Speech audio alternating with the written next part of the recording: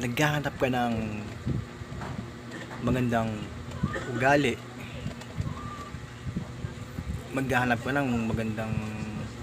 pagkatao o good attitude, lagi mong hinahanap na kung sino yung magiging okay para sa'yo, di ba? Alam mo kasi ganito yan, kung naghahanap ka ng mga ganong klase ng tao, dapat siguro bago mo sila mahanap, dapat umpisahan mo muna sa sarili mo, kasi nasa paligid lang naman yan Ayun, kung magiging mabuti ka rin,